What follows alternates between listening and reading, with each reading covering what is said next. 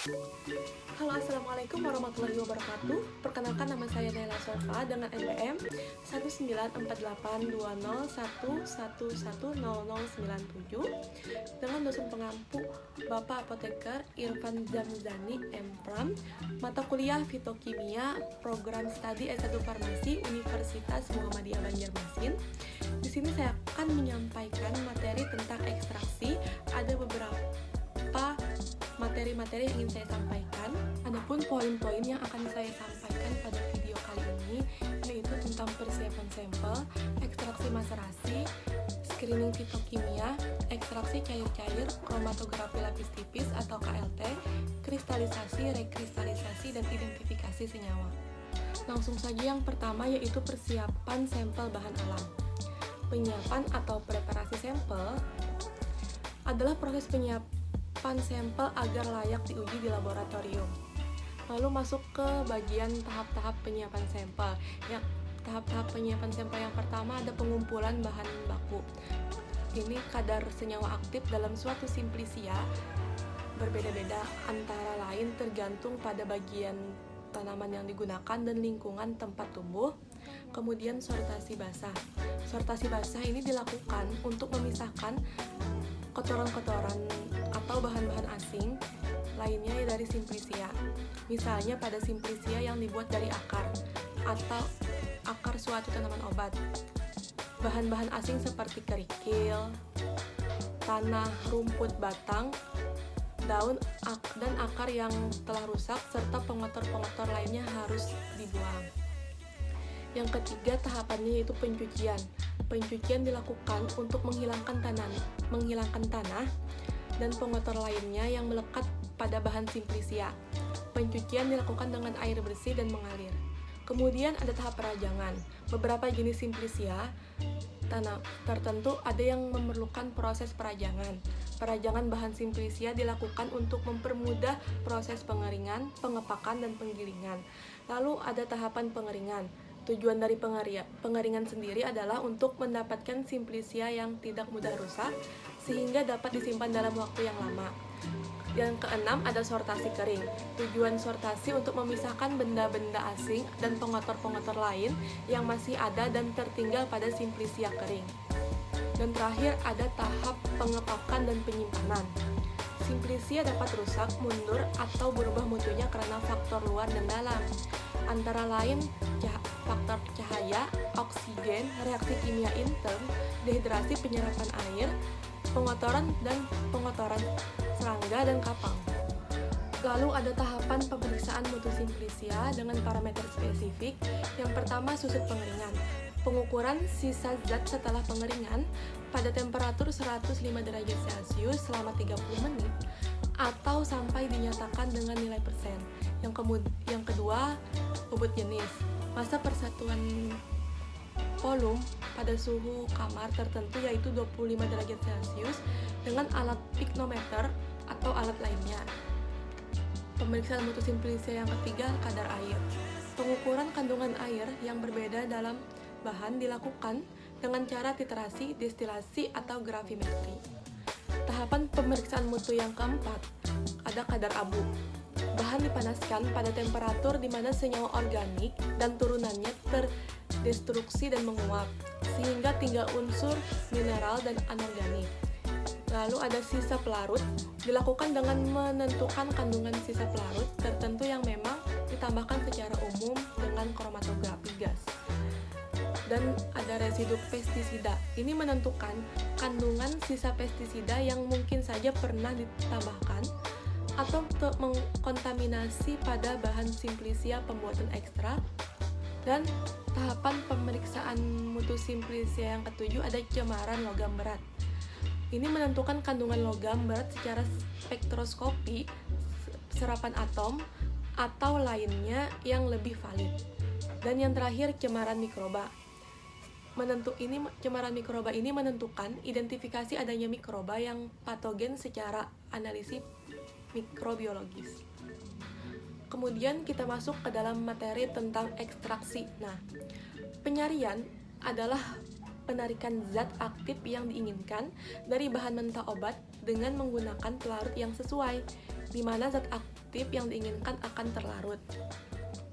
Metode pemisahan pada ekstraksi pelarut menggunakan prinsip kelarutan. Prinsip kelarutan adalah like dissolve like, yaitu pelarut polar akan melarutkan senyawa polar dan pelarut nonpolar akan melarutkan senyawa yang nonpolar. Dan ada beberapa prinsip ekstraksi, diantaranya ada prinsip maserasi.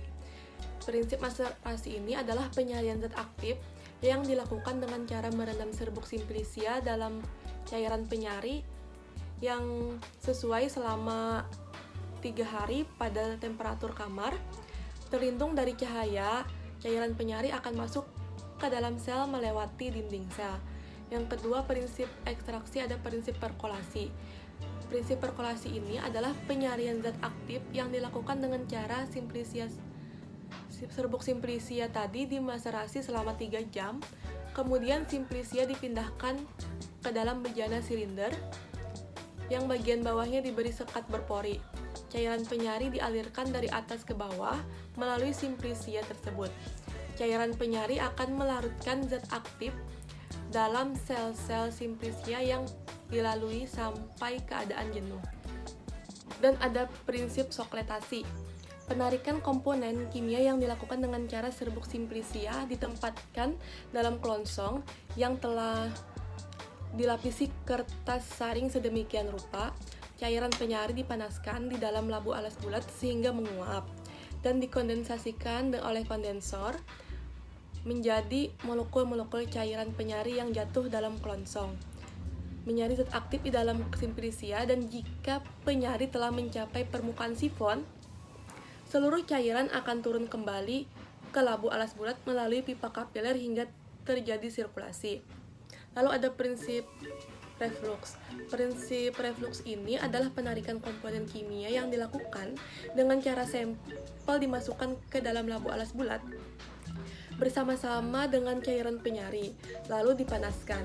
Nah, uap-uap cairan penyari terkondensasi pada kondensor bola menjadi molekul-molekul penyari yang akan turun kembali menuju labu alas bulat. Akan menyari kembali sampel yang berada dalam labu alas bulat. Demikian seterusnya, berlangsung secara berkesinambungan sampai penyarian sempurna.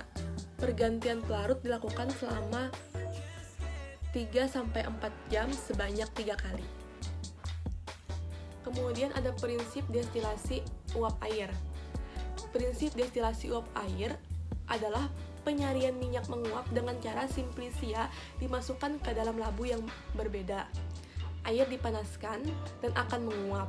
Nah, uap air akan masuk ke dalam labu sampel sambil mengekstraksi minyak menguap yang terdapat dalam simplicia. Uap air dan minyak menguap yang telah mengekstraksi menuju kondensor dan akan terkondensasi. Lalu akan melewati pipa alonga. Nah, campuran air dan minyak menguap akan masuk ke dalam corong pisah dan akan memisah antara air dan minyak atsiri. Lalu ada prinsip rotavapor. Prinsip rotavapor adalah proses pemisahan dari cairan penyarinya dengan pemanasan yang dipercepat oleh putaran labu alas bulat. Cairan penyari dapat menguap 5-10 derajat Celcius di bawah titik didih pelarutnya, disebabkan oleh karena adanya penurunan tekanan. Lalu saya akan membahas tentang prinsip ekstraksi maserasi. Nah, maserasi merupakan metode sederhana yang paling banyak digunakan. Cara ini sesuai baik untuk skala kecil maupun skala industri. Dan metode maserasi dapat menghindari rusaknya senyawa-senyawa yang bersifat termolabil. Prinsip metode maserasi pada jurnal ilmiah adalah dengan memasukkan bubuk tanaman dan pelarut yang sesuai ke dalam wadah inert yang tertutup rapat pada suhu kamar. Dan pelarut yang digunakannya pada jurnal ilmiah ini adalah pelarut yang dapat mengekstraksi senyawa bioaktif pada temulawak. Salah satunya adalah etanol. Kenapa etanol? Karena etanol merupakan pelarut organik dengan polaritas medium dengan sifat mudah menguap. Menurut Sumatmaja, menyatakan bahwa etanol merupakan pelarut yang paling aman karena tidak beracun. Lalu ada kriteria pemilihan pelarut untuk ekstraksi. Yang pertama harus selektif. Pelarut harus dapat melarutkan semua zat wangi dengan cepat dan sempurna serta sesedikit mungkin melarutkan bahan seperti lilin, pigmen, dan senyawa albumin. Kemudian kriteria pelarut yang kedua, mempunyai titik didih yang cukup rendah. Hal ini supaya pelarut mudah diuapkan tanpa menggunakan suhu tinggi. Namun, titik didih pelarut tidak boleh terlalu rendah karena akan mengakibatkan kehilangan penguapan. Kemudian harus bersifat inert, artinya pelarut tidak bereaksi dengan komponen minyak. Dan yang terakhir, murah dan mudah didapatkan. Pelarut yang baik untuk ekstraksi adalah pelarut yang memenuhi syarat-syarat di atas. Namun tidak ada pelarut yang benar-benar ideal. Kemudian tahapan pemeriksaan mutu ekstrak dengan parameter spesifik meliputi identitas, organoleptik, senyawa kimia yang larut dalam air dan etanol, serta kandungan kimia. Kemudian kekurangan dan kelebihan dari ekstraksi maserasi. Yang pertama, saya akan membahas tentang kekurangannya, yaitu memerlukan waktu yang lama dan pelarut yang banyak sehingga tidak efisien. Kemudian kelebihannya dari metode maserasi ini adalah tidak memerlukan peralatan yang rumit, relatif murah, dapat menghindari penguapan komponen senyawa karena tidak menggunakan panas. Bahasan selanjutnya yaitu tentang ekstraksi cair-cair. Ekstraksi cair-cair adalah proses perpindahan suatu komponen campuran cairan dari suatu larutan ke cairan yang lain, yaitu pelarutnya, pada suatu campuran dari dua cairan yang saling larut. Salah satunya adalah sebagai zat terlarut atau sering disebut sebagai solut, dan yang lain adalah zat pembawanya, yaitu diluen. Prinsip ekstraksi cair-cair. Prinsip dasar dari ekstraksi cair-cair ini melibatkan pengotakan suatu larutan dengan pelarut atau solvent yang tidak saling melarut atau immiscible dengan pelarut asal yang mempunyai densitas yang berbeda sehingga akan terbentuk dua fase beberapa saat setelah penambahan solvent ini. Hal ini menyebabkan terjadi perpindahan massa dari pelarut asal ke pelarut pengekstrak. Perpindahan zat terlarut ke dalam pelarut baru yang diberikan disebabkan oleh adanya daya dorong atau driving force yang muncul akibat adanya beda potensial antara kedua pelarut. Sehingga proses ekstraksi cair-cair merupakan proses perpindahan massa yang berlangsung secara difusional. Kemudian kita masuk ke materi screening fitokimia. Screening fitokimia merupakan salah satu cara yang dapat dilakukan untuk mengidentifikasi kandungan senyawa metabolit sekunder suatu bahan alam. Screening fitokimia merupakan tahap pendahuluan yang dapat memberikan gambaran mengenai kandungan senyawa tertentu dalam bahan alam yang akan diteliti. Screening fitokimia dapat dilakukan baik secara kualitatif, semi kuantitatif, dan kuantitatif sesuai dengan tujuan yang diinginkan. Metode screening fitokimia secara kualitatif dapat dilakukan melalui reaksi warna dengan menggunakan suatu reaksi tertentu. Hal penting yang mempengaruhi dalam proses screening fitokimia adalah pemilihan pelarut dan metode ekstraksinya. Pelarut yang tidak sesuai memungkinkan senyawa aktif yang diinginkan tidak dapat tertarik secara baik dan sempurna. Nah, menurut Widianti sendiri, kandungan dan kadar senyawa fitokimia yang berbeda akan mempengaruhi aktivitas bioaktifnya. Senyawa fitokimia dapat diekstrak dengan pelarut yang sesuai. Tingkat kepelaran pelarut menentukan komponen senyawa fitokimia yang terekstrak. Nah, ada beberapa tahapan dalam melakukan screening fitokimia. Yang pertama, analisis kualitatif, yaitu berkaitan dengan identifikasi zat-zat kimia atau unsur senyawa yang terkandung dalam sampel. Kemudian ada analisis kuantitatif. Ini berkaitan dengan penetapan berapa banyak suatu zat tertentu yang terkandung di dalam sampel. Zat yang ditetapkan sering disebut dengan analit atau konstituen. Berikutnya adalah kromatografi lapis tipis atau biasa disingkat dengan KLT. Nah, KLT adalah metode yang paling sederhana yang banyak digunakan.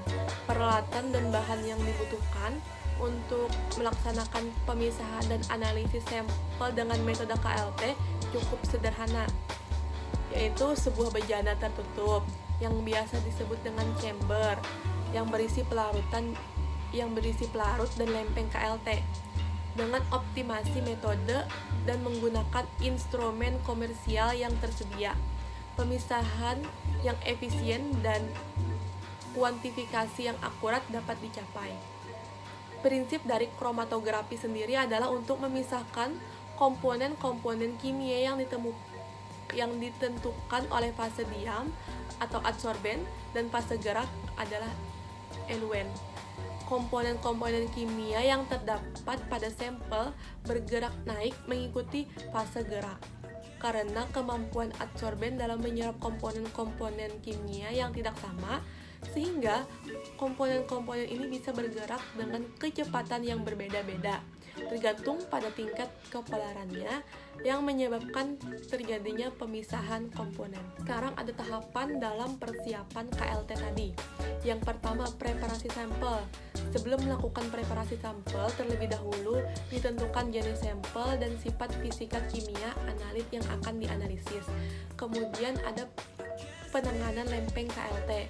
Nah, sebelum menggunakan lempeng KLT, pastikan dulu jenis lempeng yang digunakan, sehingga tidak terjadi 18 kali kesalahan penanganan lempeng. Kemudian ada penanganan eluen.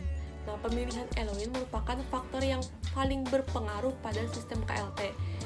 Eluen dapat terdiri dari satu pelarut atau campuran 2 sampel 6 pelarut.